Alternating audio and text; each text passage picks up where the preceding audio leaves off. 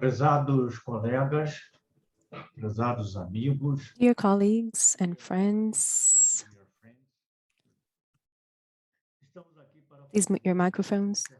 So we're here to close our second International Pan-American Symposium on Toponyms. It's a great pleasure for me to welcome here Professor Dr. Ferjan Ormeling,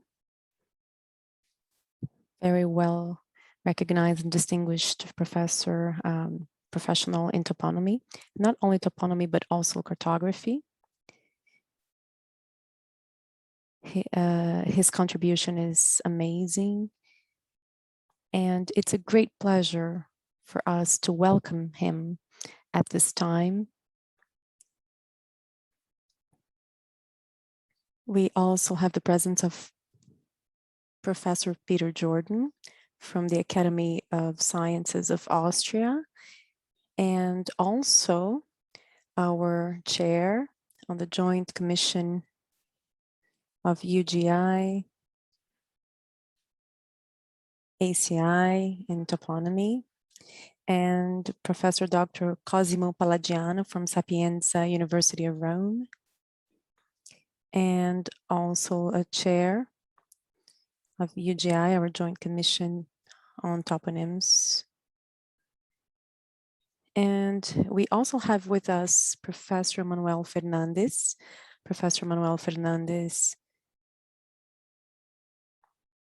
I have the satisfaction to say that he was my undergraduate student, and then he was my graduate student, master's degree. And then I had the satisfaction of working with him on his PhD. And then Professor Manuel became my colleague in the laboratory. So for me, it's also a great satisfaction to have Professor Manuel together with us here.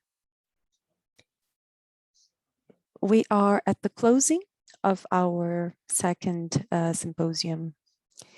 It's a situation that we can say that we're very happy because the event was a success and it went beyond our wildest expectations. We had presentations here that were fabulous. I can say that all of them were. It was something truly, I mean, a group of factors that only gave us joy. And that's why I can say that in the same way, I am very, very happy because of the success of this event. But I'm also sad because the event is almost over. But we can already say that let us have another one. Let us have our third Sipat. Let us have the Sipat 2023. If God willing, in person, so that we can welcome here with our entire force of good Carioca people, the people from Rio de Janeiro. We can welcome you as Cariocas so that we can get together and talk and have fun and make science. I won't say that toponymy is effectively a science, but it's part of a series of sciences and it contributes to a series of scientific fields. And so we would be together through this central element, which is toponymy. Before the lecture that we will have presented by Professor Ormeling, I'd like to make a small presentation to you about our symposium.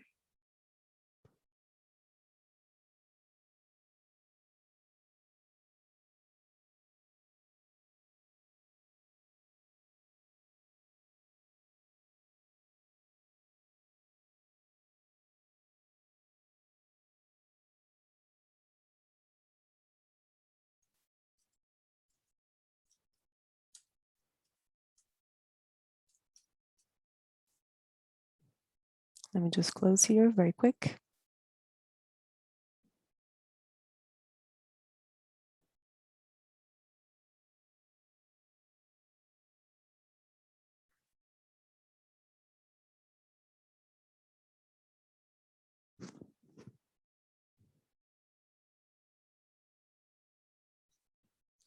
Can you see the presentation now?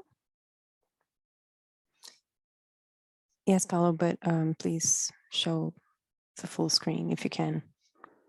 All right, I'll close here and I'll open it again. Yeah, you just put the full screen and then you can share. Yeah. Sure. Do you have the new version? Yes. I think it's okay now, right? Yeah, there we go. All right, so let us go to our presentation here. So we have come to the end of our symposium. Fortunately, I have all of my white hair on me, and I do not get any more white hair from this conference. All of them were already there, transformed in my head, but a few people and a few elements of our team, they gained a lot of new white hair because of the event. And that was due to the complexity that we had in an event that is entirely online, which is completely different from an event that takes place in person. However, because of the dedication of everyone involved in the organization of this event, we can at this time say that our second Sipat conference 2021 was a success.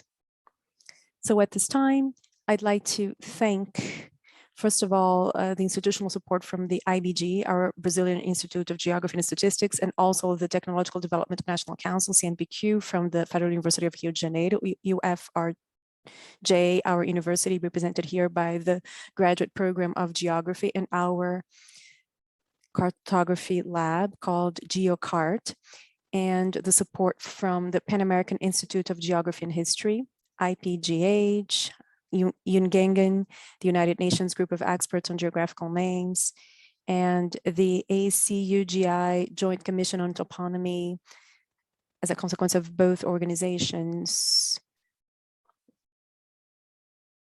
The International Cartography Association, which is the International Geographical Union, and the Brazilian Cartography Society, which were essential for us to be able to get to the result that we had. We also have to thank each and every one of our special keynote speakers.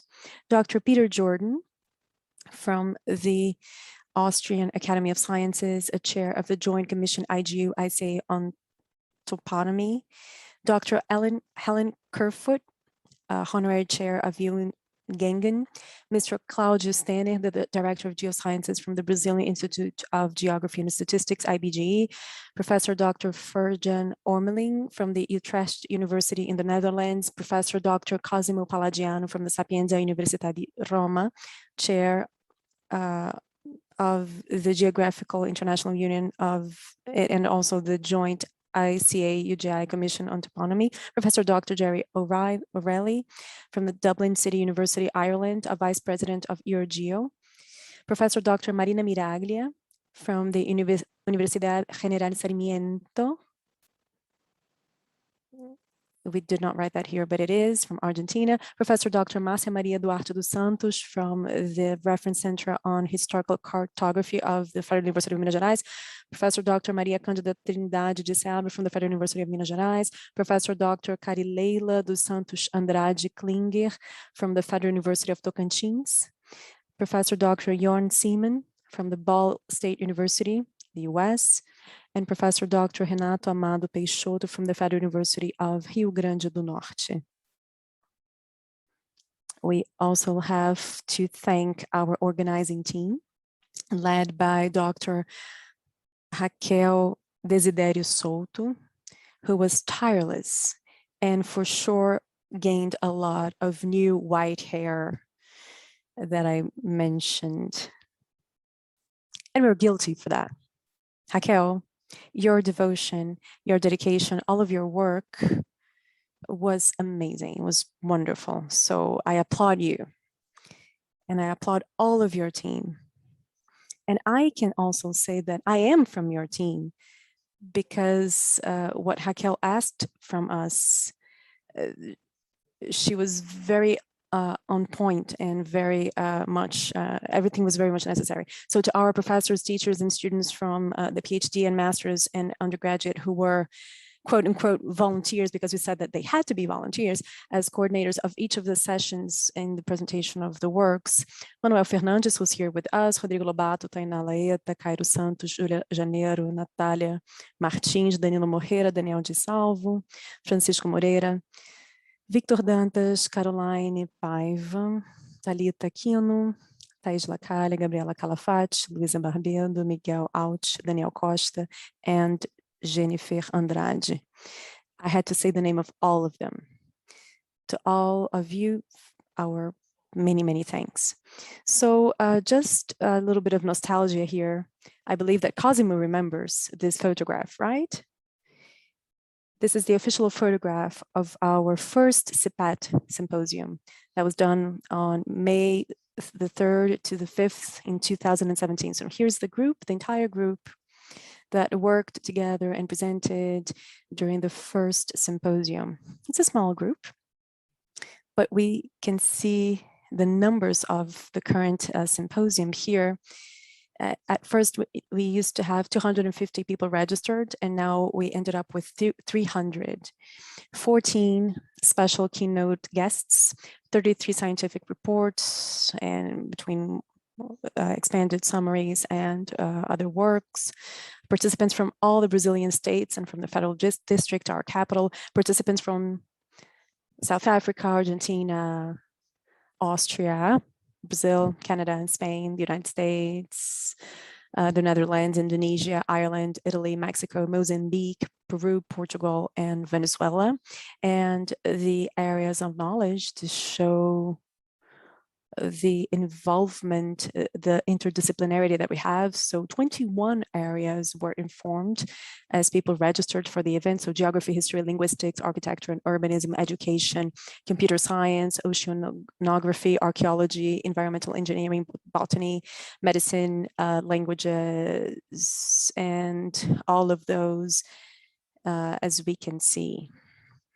The national reach that we have of Sipat, all of the states, as you can see, and a great deal of, not a great deal of the municipalities, but a lot of the municipalities and in each of those states of our country, and our reach internationally, as you can see. So we have here our Sipat on a graphically represented and depicted. So next, challenges to keep the flame of the symposium alive, to keep our flame alive, our flame called Toponymy, the flame of getting together around Toponymy. So to increase the reach both national and internationally, to increase the reach in the Americas, we want to gather and to bring especially the Central America to this as well, and the Caribbean region. Those are important elements here for us as well. We have a lot of linguistic groups there coming from the Caribbean region. So for us, that's also important. And the growth of our networks.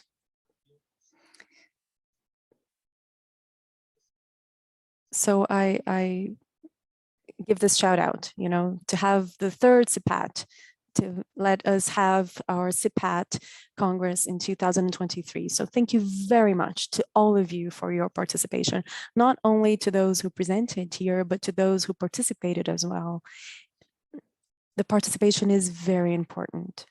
Thank you very much. I'll stop sharing my screen now. And at this time, I'd like to invite Professor Dr.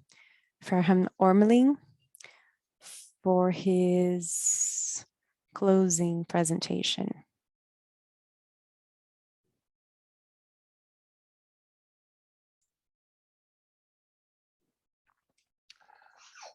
Shall I start now?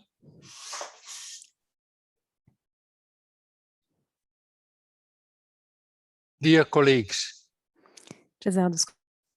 please accept my congratulations on the success of this well-organized symposium and my thanks for allowing me to participate in it.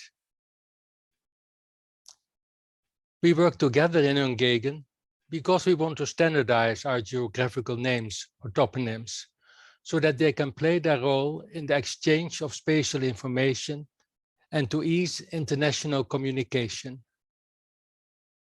But the principle behind the international standardization is that we not only standardize our own toponyms, but also accept the toponyms standardized by other countries, taking account of transliteration where necessary, according to the source or donor language principle.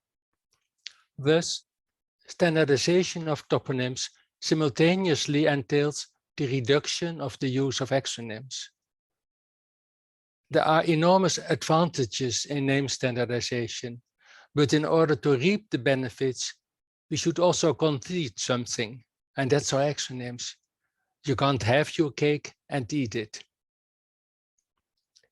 In the ENG strategic plan, the vision is for every country to have common principles for national standardization of authorized geographical names that identify location and respect the associated culture and heritage, facilitating consistent worldwide use of geographical names to foster communication and cooperation. Every country should recognize, respect, and promote the value of geographical names as significant elements of its cultural heritage, language, and identity, including those of indigenous peoples and regional and minority groups. But at the same time, the maintenance and dissemination of standardized geographical names data should be every country's priority. Themes for this second Pan-American International Symposium on Toponymy are, amongst others, indigenous toponymy and the toponymy of minority groups. These are important themes, as many countries have toponyms in local or regional languages. But despite their importance, ENG has not provided much guidance yet how to deal with them, apart from stating that minority language names, and this includes regional or local language names, should be preserved and protected. Next slide, please. ENG Resolution 1/4D on multilingual areas states that in countries in which there exists more than one language, the national authority should determine the geographical names in each of the official languages as appropriate. And Resolution 7/5 states, further recommends that whenever possible, national standardization be based on current local usage of name forms collected through fieldwork. But these resolutions do not provide clear guidance on whether or how these names from other than official languages should find their way to national gazetteers. This paper will try to identify the ways in which we can both standardize our toponyms and preserve names in regional or local languages. Let us first look at the influence of language on toponymy. When we want to identify locations or geographical objects in our environment, we use geographical names. So these names have a practical purpose. When more people want to identify the same locations or objects, we must standardize these names in order to make sure that it is the same object or location they refer to. This standardization is beneficial as it structures both spatial information and space itself. It also helps us to travel from one place to another. Next slide, please. The names we give to topographical objects in our environment would depend on the characteristics of these objects, the relief, soil, vegetation, shape, or color, or they would depend on the events, such as a battle, a weekly market, or the discovery by some person that happened there or elsewhere, which we want to commemorate. Waterloo, for instance, is the place in present-day Belgium where Napoleon was finally defeated in 1815. And there are many places in the world, in the United States, in Canada, in Australia, and in London's railway stations, called after it. Places can also be called after our state of mind, or after something we like or hope for. The Dutch, when they colonized Indonesia, used names like Weltevreden or Buitenzorg, which are equivalents of the French name sans souci and mean don't worry. The name Philadelphia means the city of brotherly love. Other examples of such names are Cape of Good Hope or Cape Fear. And of course, we give these names in our own language, as, at least originally, the meaning of these names was clear to us. Over time, the original meaning may have been lost. It may become opaque, and people then tend to explain these names by folk etymology. Next slide, please. The fact that names are given in a language means that they are subject to the characteristics of that language. When we go from oral to written languages, we are confronted with different writing systems, such as syllabic scripts like Amharic or Javanese, ideographic scripts like Chinese, or alphabets like Arabic or Roman or Cyrillic. In order to fine-tune the pronunciation of these letters or syllabics, diacritical signs may be added. The registration of the toponyms would be in a specific form, either definite or indefinite, and in a specific case. In the Estonian, Latin, or Russian language, the different case endings of names would indicate whether you are in the city, that's a locative case, going to it, or departing from it. The name could consist of one or more words, and these words could be specifics, like Matanzas or Singapore. They could be adjectives, like old or new, upstreams or downstreams, or they could be generics, as Ciudad, Rio, Monte, or Isla, for city, river, mountain, or island. And when a name consists of more words, each language would have distinct traditions regarding the use of capitals and hyphens.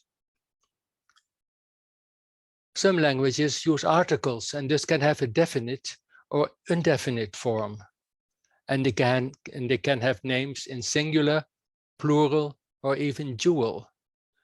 In Arabic, for instance, the word Bahr means sea, and its plural is Bihar. The dual form is Bahrain. It means the two seas, and this well-known island is situated between two seas. Some names may be regarded as having a male or female or neuter gender, to which adjectives must be matched. So it is Casablanca, but Rio Blanco, as the word casa is female and Rio is male. We must realize that the names given to identify locations or geographical objects were not given at random.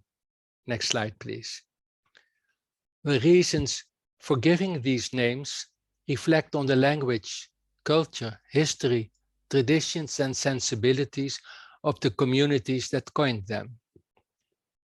These reasons, or the stories behind these names, we now regard as part of our cultural heritage, and that is something to preserve. The names given provide context to the space we live in, as they link it to our cultural and social history, and thus to our heritage. Just as the linguistic aspects of toponyms, the history behind can be stored as attribute information. Next slide, please. As the history reflects the original meaning of the names, it can also be used to decide, next slide please, to decide on the correct spelling of the name in a study of the name's etymology. That's the origin of a word and its development throughout history. Other aspects of the attribute information are its location and its juridical status. The last one is not the least. It is those names that are standardized nationally as the official ones that are exported for international use. And as much as we treasure the recent increased attention for the cultural heritage aspects of geographical names, we should be aware that that refers to our endonyms and not to our names for objects outside the national jurisdiction, that is, to exonyms. To promote our exonyms internationally is asking for trouble, as we see again and again within ENG meetings. What will be the effect of national standardization of toponyms? Next slide, please. The effect of national standardization of geographical names will be that all the nation's inhabitants will know how to refer univocally to spatial objects within their country, how to spell them in the nominative case, pronounce them as correctly as possible, and know to what kind of objects they are linked, how to abbreviate, hyphenate, or use capital letters when writing them, so that their inhabitants can locate these objects correctly and use their names as links to which attribute data can be added. So national standardization is good for nation building, but it does more. Through national standardization, these names are also made available for the rest of the world's inhabitants to refer to objects in that country. In every national standardization, rules will be developed that will apply nationally. There's the rule, for instance, that the first letter in a name is written with a capital, or, for instance, in the national language of Indonesia, there's the rule of mandatory writing of generics as separate words preceding the specific, except when it is a false generic. Then the name should be written in one word. As an example, the river on which the city of Surabaya is situated is called Kali Mas in 2 words. Kali means river and Mas means gold. So the name means river of gold. It's an equivalent of the Rio de la Plata, the river of silver. But when this name Kali Mas refers to a settlement, as in Desa Kali Mas, or to an estate, as in Perkebunan Kali Mas, it is written as one word. The Sundanese prefix chi means river, but Cisarua and Chipanas, that is places where ENG toponymy courses have been held, are not rivers, but they were called after the rivers they were located on, and so again, they are written as one word. A more famous example of a false generic is, of course, Rio de Janeiro, a toponym that denotes a city and not a river. Next slide, please. What will be the effect of national standardization on regional or local languages? As we have seen in ENG Resolution 1/4D on multilingual areas, it was recommended that in countries in which there exists more than one language, the national authority, as appropriate, determines the geographical names in each of the official languages and other languages as appropriate, gives a clear indication of equality or precedence of officially acknowledged names, and publishes these officially acknowledged names in maps and gazetteers. For a regional or local language to be official, the government must confer legal status to it within a particular area or within the whole country.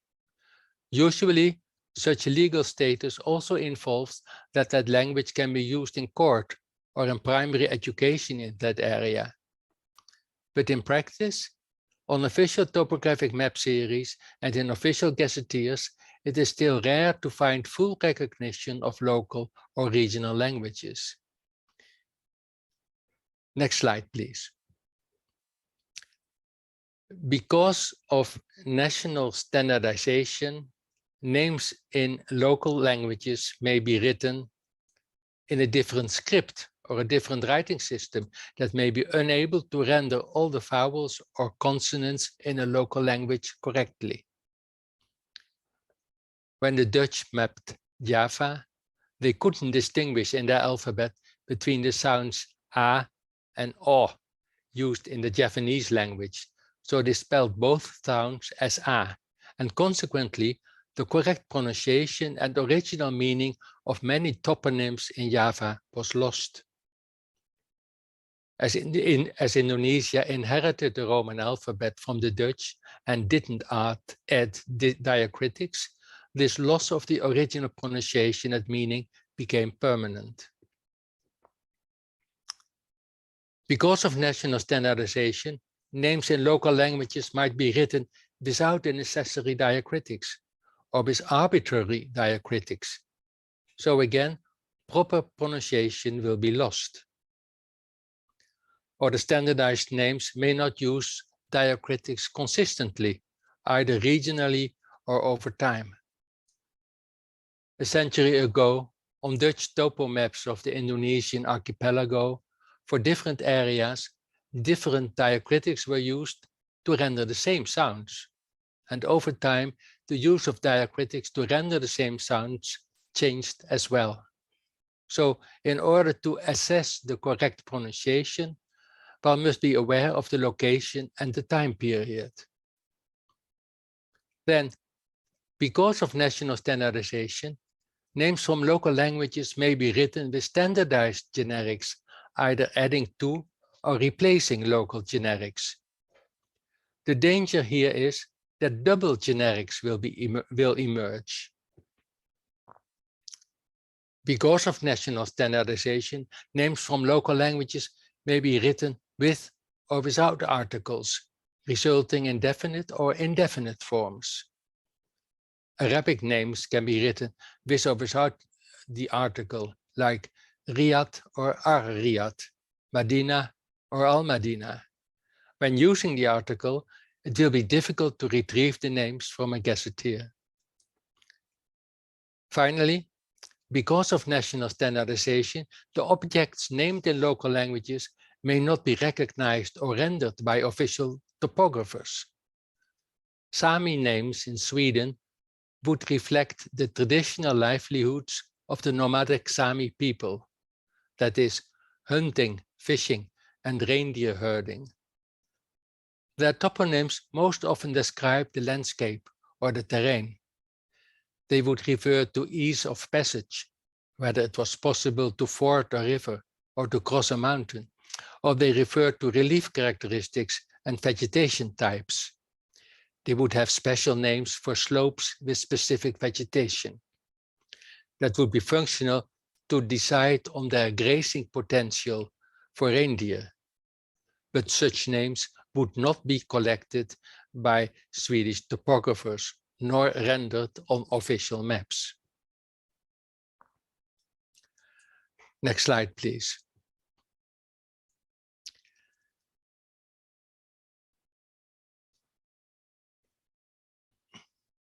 Thank you.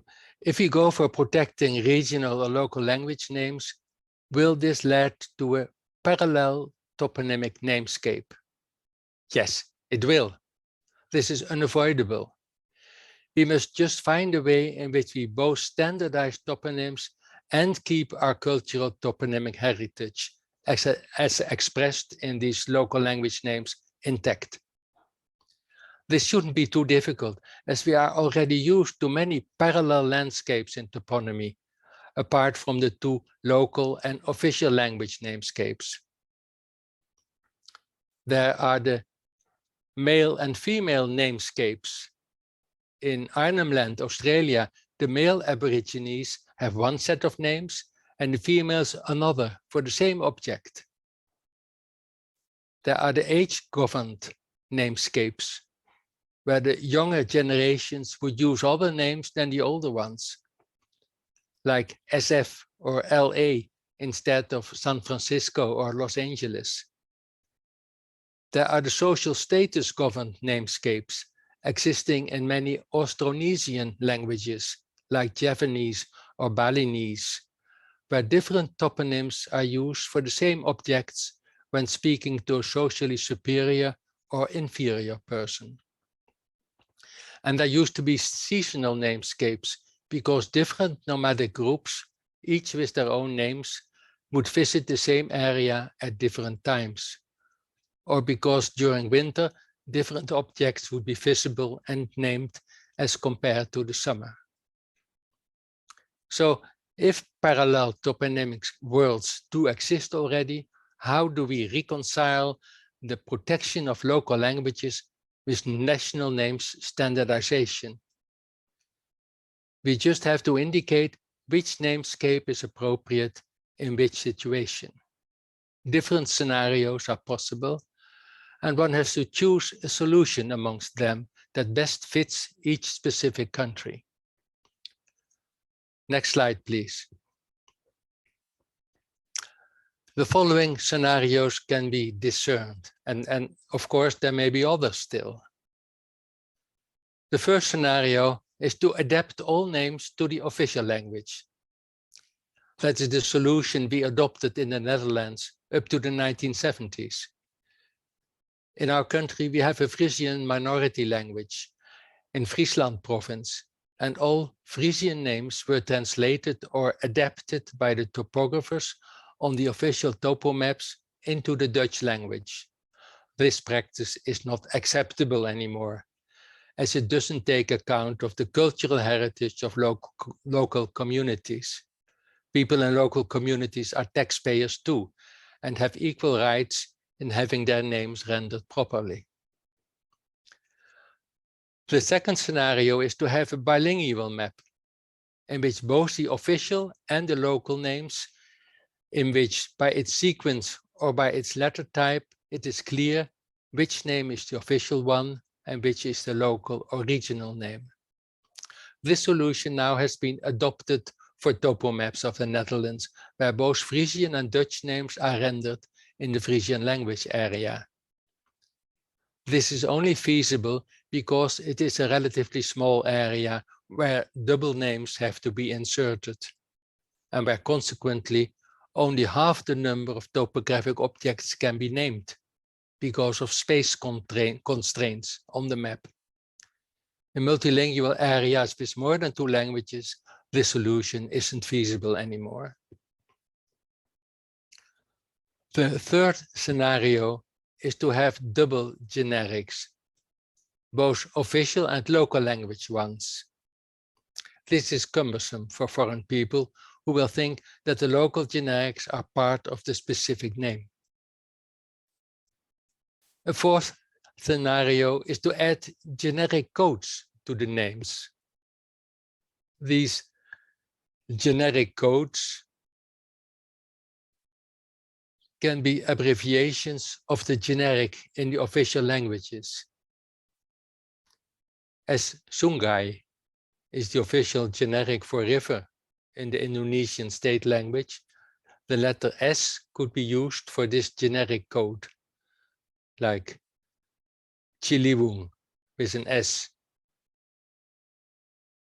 behind it.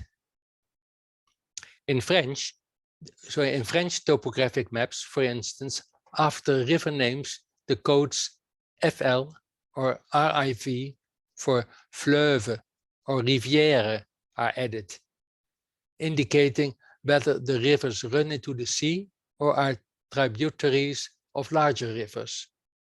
This coding is less cumbersome and takes less place than having double generics.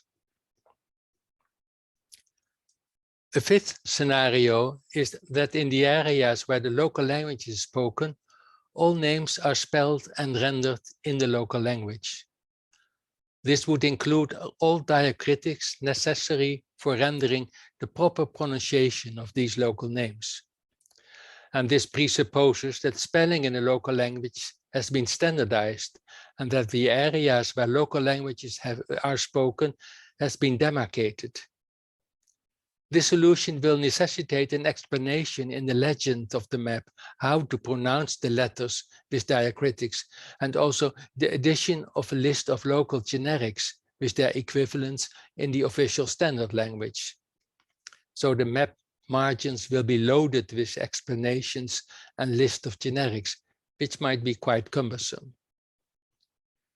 A sixth possibility is to add an IPA, an International Phonetic Alphabet Pronunciation Guide, to the gazetteer. However, this would necessitate learning to pronounce IPA signs, and not many gazetteer users are likely to do so.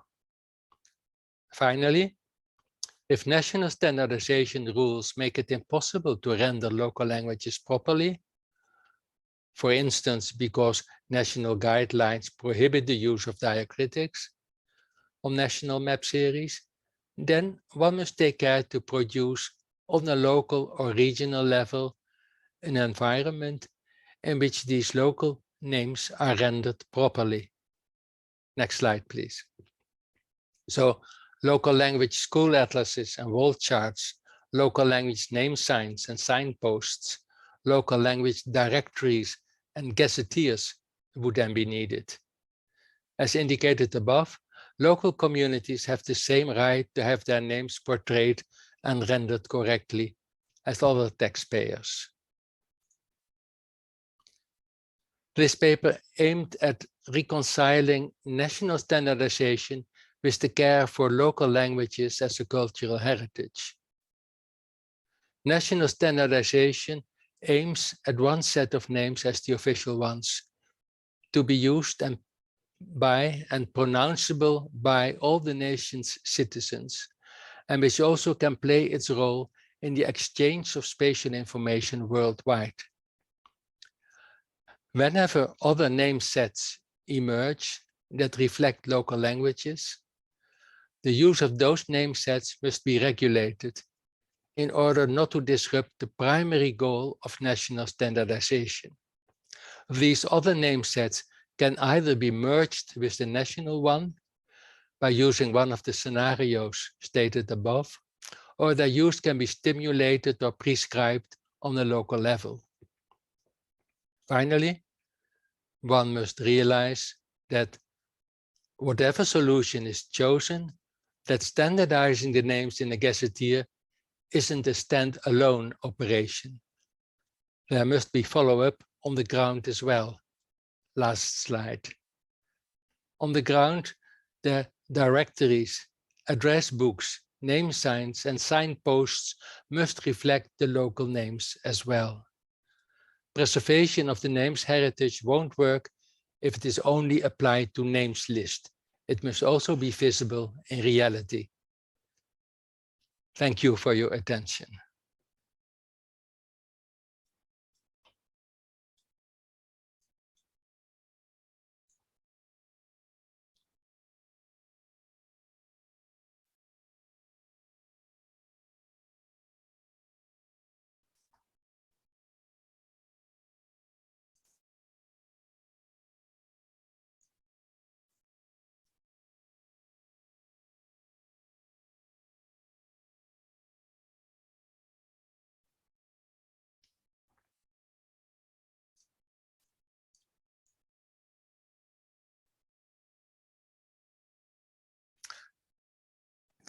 Now I'd like to call Dr. Peter Jordan. Please, Peter, you have the floor to say a few words, if you want.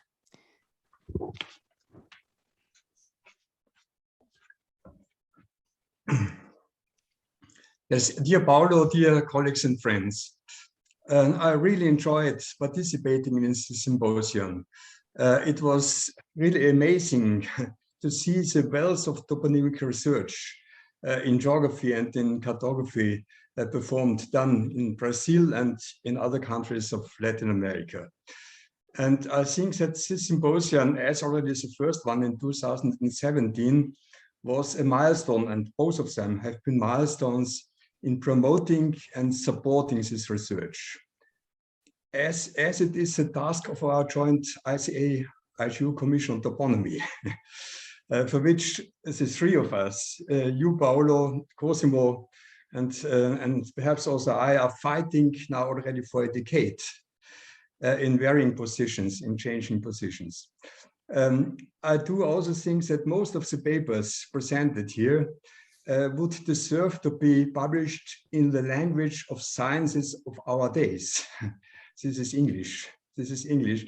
And from my own experience as a German mother tongue speaker, I know that if I'm speaking or publishing in German, I reach only a limited audience, so to say, and a much wider audience when I publish and speak in English. So, and I think many papers presented during this symposium deserve to reach a global audience. Therefore, they should also, at least also be published in English.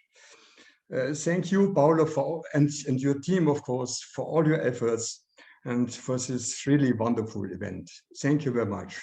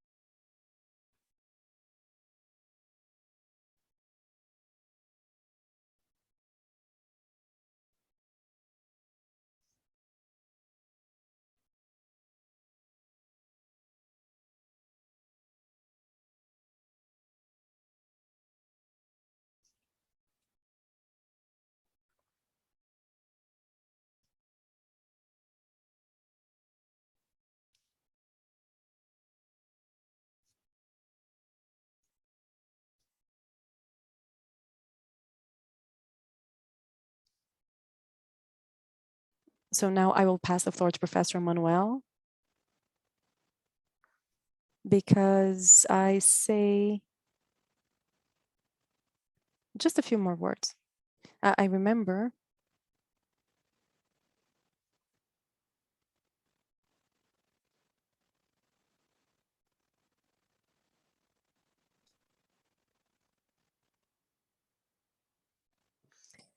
if I'm not mistaken, we were in Johannesburg airport, Peter, Cosimo, and myself.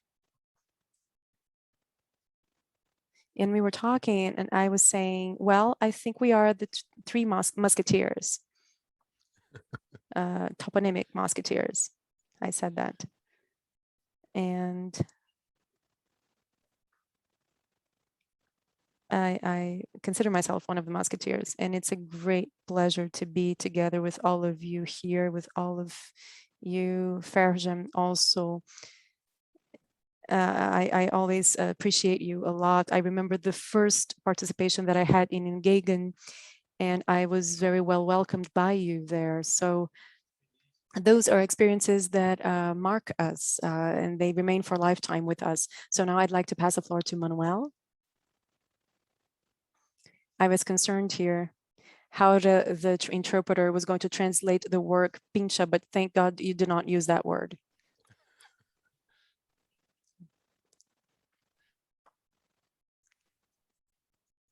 So he's going to speak English.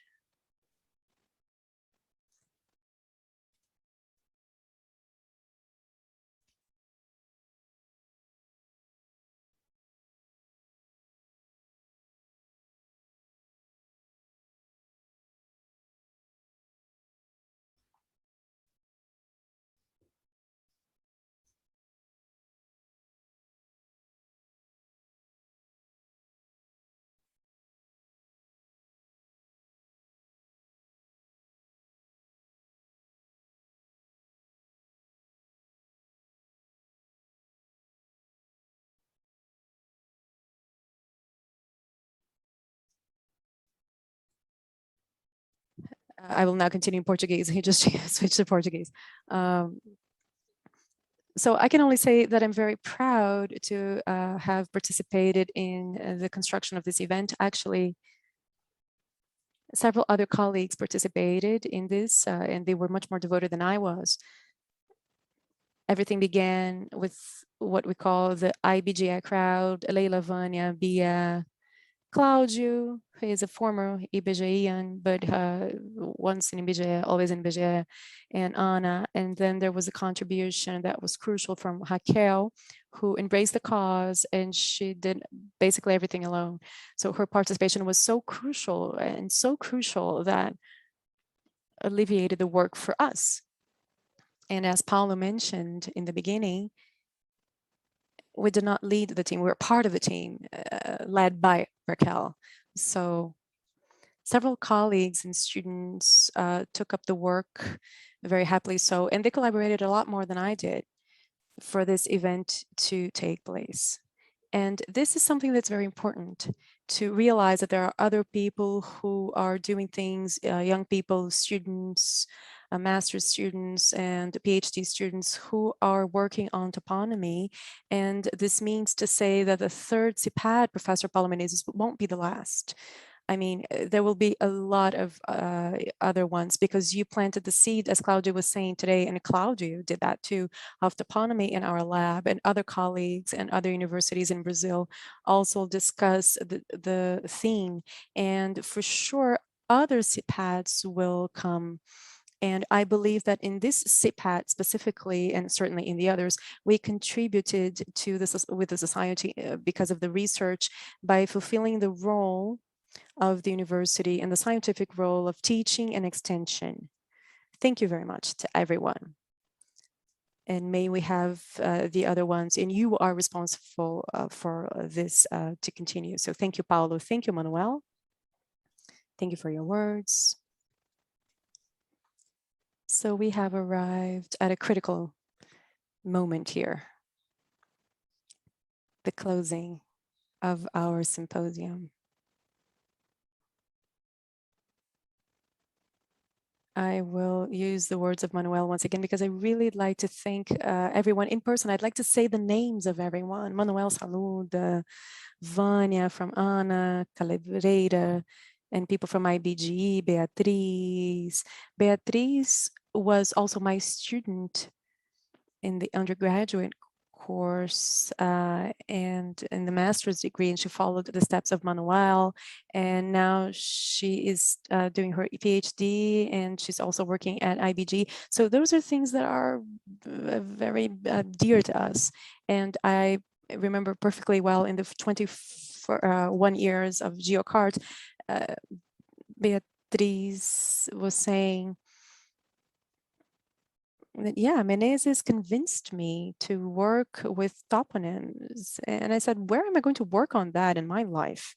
And nowadays she's there in IBG and she's working on toponyms. So it's the continuity of what we see in this work of planting the seed and the seed eventually blossoming. So to all of you, thank you so much. Thank you for participating. Thank you for each of your participation, everything that you brought to us. I'm sure that this is going to be very fruitful. And at this time, and very emotional here, I say that our second Sipat is over. Thank you very much to everyone. And see you on the third Sipat. But before that, we will still meet again in person. So a big hug to all of you. Thank you so much for everything. Anna, Raquel, to all, thank you very much.